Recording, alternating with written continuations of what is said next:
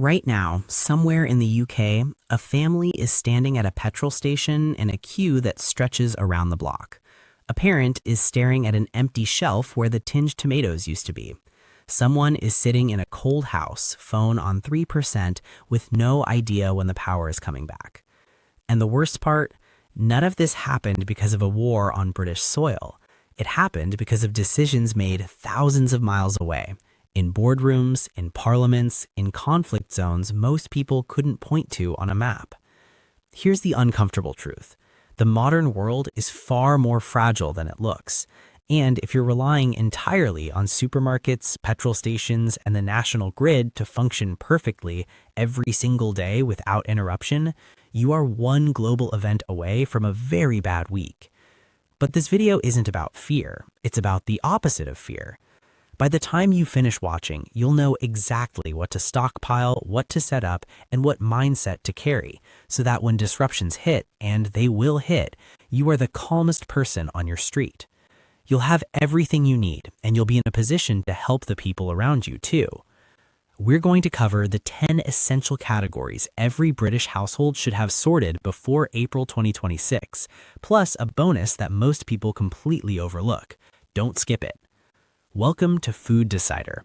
If this kind of practical, grounded content speaks to you, hit like and subscribe right now.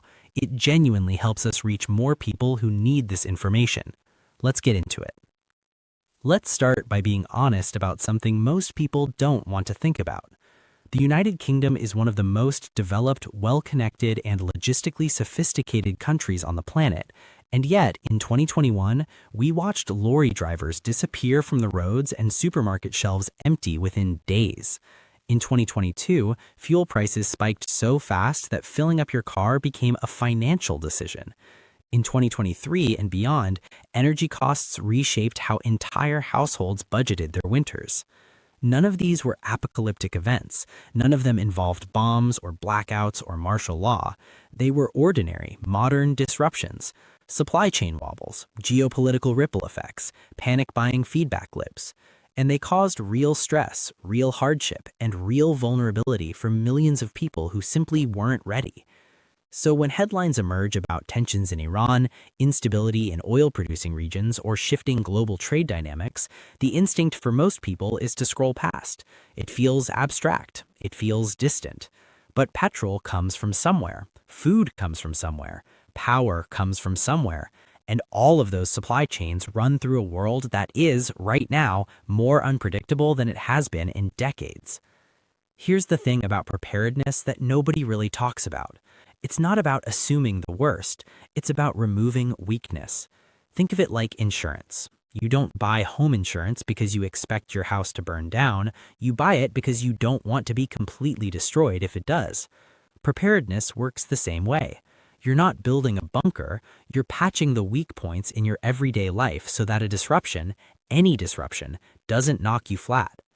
And the psychological payoff is enormous. There is a very specific kind of peace that comes from knowing you are not dependent on everything going right. When the news is unsettling, when queues form at petrol stations, when shelves empty, the prepared household watches from a place of calm instead of scrambling alongside everyone else. That calm is not arrogance, it's readiness, and it's available to anyone willing to spend a few weeks building it. What does preparedness actually look like for a British household? It's not extreme, it's not eccentric, it's not cases of MREs and underground water tanks. It's a topped-up pantry, a backup power source, a couple of thoughtful purchases, and a simple plan. That's it. That's what separates a household that copes from one that crumbles. And everything you need to build that household, we're going to walk through right now. Let's talk about fuel first, because it's the one most people overlook until they're sitting in a queue wishing they hadn't. When uncertainty spikes, whether it's geopolitical tension abroad or a domestic supply hiccup, petrol is almost always the first thing to disappear or skyrocket in price. And the cruel irony is a genuine shortage rarely causes the chaos. Panic buying does. The moment people suspect there might not be enough fuel, they top up even when they don't need to, and suddenly there actually isn't enough fuel. It becomes a self-fulfilling crisis. The solution isn't complicated. Keep your petrol tank above half full. Make that a personal rule, not something you think about when the warning light comes on. If you have space, one good quality fuel canister, stored safely and legally, gives you an extra buffer.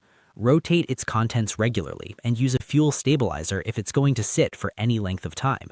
That's it. No drama, no hoarding, just margin.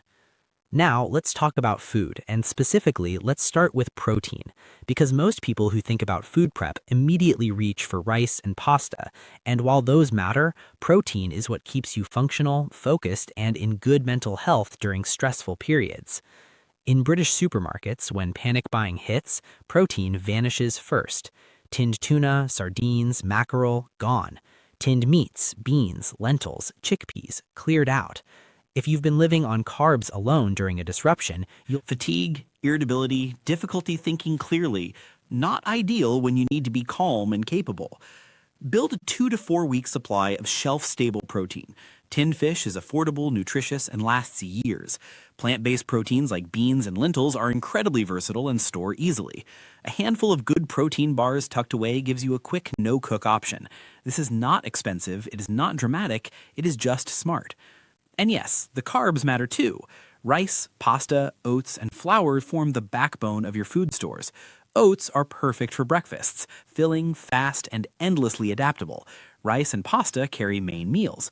Flour gives you flexibility you wouldn't otherwise have. Wraps, flatbreads, simple baking when fresh bread isn't available. The key with all of this is rotation. Don't let it sit in a cupboard gathering dust. Eat from your stores and replace what you use. That way nothing expires, nothing is wasted, and your pantry is always ready. But here's something people almost never think about until it's too late. The meal glue. The oils, the salt, the stock cubes, the spices, the sauces. Because you can have the most technically complete food supply in the world and still find yourself sitting miserably in front of a bowl of bland, demoralizing rice at day 4 of a disruption, wondering why you bothered. Morale is not a luxury, it is a survival factor. Hot, tasty, familiar food during a difficult period does something profound for your mental state and your family's ability to cope. Keep olive oil, coconut oil, or whatever you normally cook with. Keep salt, more than you think you'll need. Stock cubes, a few key spices, chili flakes, your usual sauces. This small investment transforms emergency food into actual meals. Never underestimate it. Of course, none of this matters if you can't actually cook anything, and this is where a lot of people's preparedness plans have a glaring hole. They've built a food store but have no way to use it when the power goes out. Electric hobs, electric ovens, electric kettles, all useless in an outage. A camping stove is the solution here. A simple, reliable gas camping stove with a few spare fuel canisters is inexpensive, compact, and genuinely transformative when the grid goes down. Pair it with a stainless steel pot or titanium kettle, something that can go directly on the flame, and you retain the ability to cook, boil water, and make tea regardless of what the national grid is doing. One more thing, a manual can opener. It sounds almost comically obvious, but you would be astonished how many people build impressive tinned food stores and own only an electric can opener. Don't be that person. Moving on to water. This tends to feel like the most dramatic category. Water storage sounds extreme, but the reality is modest and entirely sensible. UK tap water is reliable, but not infallible. Contamination events, storm damage, infrastructure failures, these do happen, rarely, but they happen. Having a few days' worth of stored water means a temporary disruption doesn't cascade into a household emergency. A collection of refillable containers works perfectly well. A quality filter bottle gives you additional security. Purification tablets are cheap, take up almost no space, and act as a final backup. You are not preparing for the taps to run dry permanently. You are simply ensuring a short-term outage doesn't leave your family without clean water for even one day. Now, power. This has shifted from a niche preparedness topic to a mainstream one, and for good reason. Energy price crises, grid instability, and the growing awareness that outages are not just theoretical have made backup power something more and more UK households are taking seriously, and rightly so. A reliable backup power station, not just a small phone charger, but a unit with enough capacity to run real appliances, changes the experience of a power outage entirely. Look for something that can keep a router running, charge phones, power a lamp or two, run a small kettle, and potentially support a radio. Solar charging capability is worth the investment because it means you're not just waiting for the grid to come back, you're independently generating power for as long as the sun is out. During an extended outage or a period of high energy prices, this pays for itself quickly. And speaking of light, head torches, not candles. Candles are atmospheric and nostalgic, but they are objectively poor tools for functioning during a blackout. A head torch frees your hands, casts focused light exactly where you need it, and poses no fire risk. Keep a couple of them, spare batteries, a lantern for shared spaces, and a robust power bank for your phone. Because your phone during a crisis is not just communication. It is your torch, your maps, your banking, your access to news, your lifeline to people you care about. Keep it charged. Hygiene tends to be overlooked in preparedness conversations, probably because it feels less urgent than food and power. But anyone who has lived through even a brief household disruption knows that the absence of toilet paper, soap, or washing powder hits morale faster than almost anything else. Stock the basics generously. Toilet roll, hand soap, toothpaste, washing powder, bin bags, disinfectant. These items store indefinitely, take up minimal space, and matter enormously when supply chains wobble and panic buyers clean out the supermarket shelves. Finally in this section, medicines and first aid. The goal here is not to build a field hospital.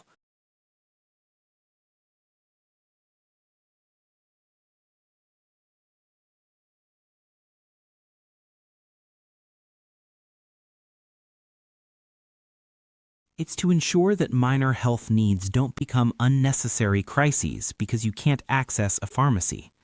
Paracetamol, ibuprofen, antihistamines, plasters, bandages, antiseptic cream. These cover the vast majority of everyday medical needs.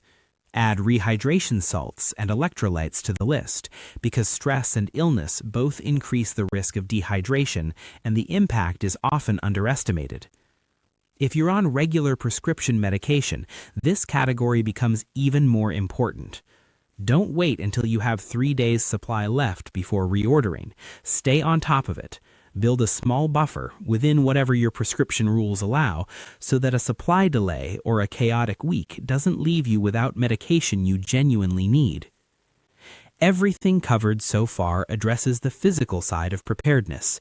But there is a layer beyond the tangible items that separates households that are truly resilient from those that are merely stocked. Start with cash. It's easy to forget, in a world of contactless payments and digital wallets, that electronic payment systems depend on functioning infrastructure.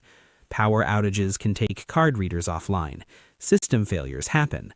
In a genuine disruption, the ability to pay for something with physical cash can be the difference between getting what you need and going without. You don't need a large amount. A modest reserve, kept somewhere safe and accessible, is enough. Think of it as a buffer, not a fortune. Alongside cash, your key documents deserve attention. Identification, insurance details, medical records, tenancy agreements. These can be the most stressful things to lose or be without during a crisis, and they're the easiest things to back up. Keep digital copies in a secure cloud location and physical copies somewhere protected. This costs almost nothing and removes a category of risk entirely. And then there is the plan.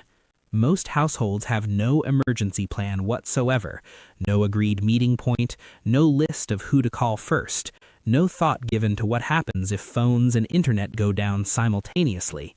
It doesn't need to be elaborate, it needs to exist. Who do you contact first?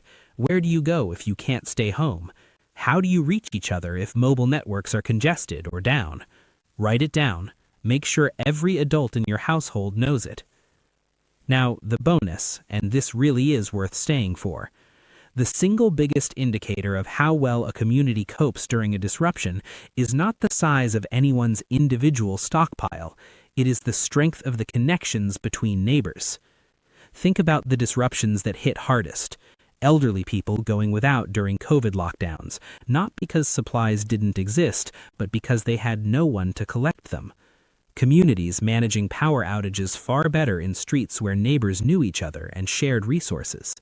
Information about what's available, what's happening, where help can be found, moving through connected networks far faster than it reaches isolated households.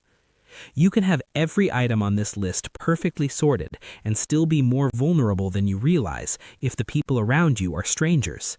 And conversely, a neighborhood with strong social ties but imperfect individual prep will almost always outperform a collection of isolated, well-stocked households. So know your neighbors, not just to nod at, but actually know them. Know who lives alone, know who has health needs, know who has skills or resources that might matter, a generator, a spare room, medical training, a car with a full tank. In a disruption, those connections become a network, and that network is the most powerful preparedness tool you have access to. Check in on vulnerable people near you, elderly neighbors, single parents, people with disabilities, not because you are obligated to, but because community is reciprocal. The relationships you build now are the ones that will matter when things get difficult. Now, a word on maintenance, because preparedness is not a project with a finish line. It is a practice, a rhythm, something you weave into your regular life rather than doing once and forgetting. Food expires, batteries drain in storage, fuel degrades, medications reach their use-by dates. A preparedness kit that isn't maintained is just clutter that will fail you precisely when you need it most. Build a habit of review. Every few months, walk through your stores, check dates, replace what needs replacing, rotate your food supply by eating the older items and restocking fresh. Keep your fuel topped up not as a one-time act, but as an ongoing standard. Test your backup tower, check your torch batteries, make it routine, not remarkable. And carry the right mindset through all of it. The goal is not fear, the goal is confidence. Confidence that comes not from wishful thinking, but from knowing, concretely and practically, that your household is not fragile, that a bad week in the news doesn't have to be a bad week at home, that if the lights go out, you can make a cup of tea, sit under a working lamp, and wait it out with your family in comfort and calm. By April 2026, with these pieces in place, you won't be watching disruptions with dread. You'll be watching with something closer to quiet readiness. And that feeling, that solid, unshakable sense of being prepared, is worth every bit of effort it takes to build.